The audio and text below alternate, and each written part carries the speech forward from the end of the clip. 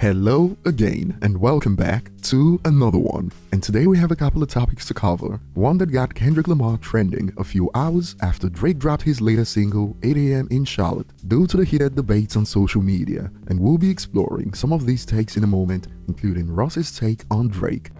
Today we also have another one when it comes to Eminem, this time linked to the Slim Shady LP, and the last few days have been quite loaded when it comes to new milestones and records for the rapper, so much so that this one nearly slipped through the cracks. And at the latter part of the video, we'll be exploring something new that came to light, linked to Eminem and Paul Rosenberg's Shady Records label, and the label's been getting cooked online, and I'll be looking forward to your honest thoughts later in the comment section.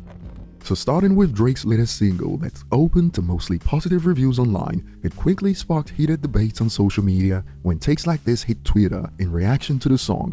Kendrick can never outbar Drake. I don't care how many spiritual, miracle, lyrical concept albums he makes. Choose a beat and Drake is just rapping better, plain and simple. And things got heated quickly as a user hit back with, Drake's rapping ability is limited to teenage love affairs and sneaking dissing rappers at the age of 40 years old. Drake has had the same subject matter for like 10 years now, but it didn't take long for J. Cole to get dragged in response to the first tweet. And J. Cole will cook Drake, so now what? And personally, from where I stand, the fact that hip-hop hasn't found a new trio since Kendrick, Cole and Drake is quite telling. Remember when Joe Budden spoke about the dark future of the genre? Although he was clearly a hypocrite, he wasn't entirely wrong, and these acts remain at the center of these discussions, although they debuted at the beginning of the 2010s. And back on topic, even podcasters joined the conversation to add. Literally was talking about this on stream a few nights ago, why I pick Drake over Kendrick. Drake is just more clever and raps with more finesse. On this note, another user added,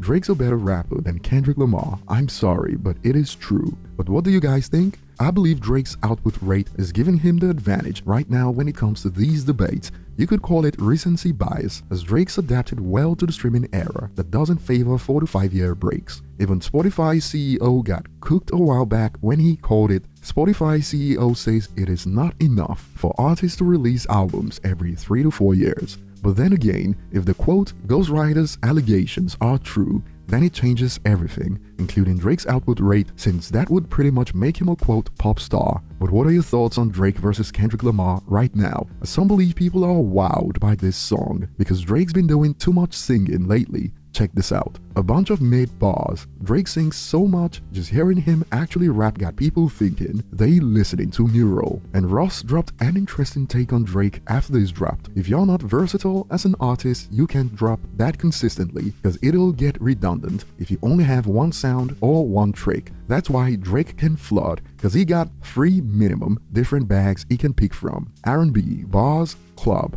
Up-and-coming artists would be smart to peep that. This is a great way to play the streaming era of music, but it is not necessarily a positive for hip-hop music. Thoughts? Moving on to the next point today, Eminem's been on fire over the last couple of days, and this time it is the Slim Shady LP. Check it out. The world discovered a young Eminem and his alter ego Slim Shady thanks to the release of the Slim Shady LP in 1999. Nearly a quarter of a century later, the record is still popular, now crossing 14 million equivalent album sales. It is his 6th album to reach this mark, a record among solo artists. In fact, he breaks his tie with Michael Jackson, Madonna, Taylor Swift and Billy Joel, who claim 5 albums at 14 million plus each. And while people stay sleeping on MMLP2, it is the Eminem album next in line, as it has surpassed 12.5 million equivalent albums sold globally. And some are wondering, and people just keep saying who listens to M, I don't, and I don't know anyone who does blah blah. And a little reminder, he is the only rapper to do this, so he don't have to be in nobody's top 5. Him making all these history is enough. Goat emoji. And please, for those who go in the comments section to cry about white people, while I welcome these comments, bear in mind that Eminem and Tupac are by far the biggest rappers outside the Western world. But do you in the comments section, everyone is welcome here. And moving on, Eminem and Paul Rosenberg's Shady Records has been getting cooked on Reddit after they found out that Grip liked a post that goes, "You see, with Shady Records, feels like they aren't doing much and it is all you." And a user dropped a think piece meant for Paul Rosenberg and Eminem since the label's been taking L's lately. Honestly, all the stuff they do does not work. Online PR isn't enough, or M wearing his artist shirt on some event isn't enough. Shady artists need to tour alongside M. That would give them more real-life exposure than any X or Instagram posts. The way they promote their artists has to change, bruh. Just imagine Grip, Boogie, Easy sharing the big stage with M, with a huge crowd. Imagine all the hype it would generate. So basically the user is saying they need to go back to how they did it in the 2000s. But since Eminem is a notorious non-tourer like Jay-Z pointed out, this is gonna be difficult. Although I agree, a world tour with the new artist will change things fast. Although they might have to sign new deals with Shady before that happens. And while some believe these new artists don't have that quote X factor, so it wouldn't matter, the cooking continued. Shady is such a crap label. I don't understand why they keep signing artists when they have no desire to promote them. And here's one to end it. Shady Records, the hype is dead.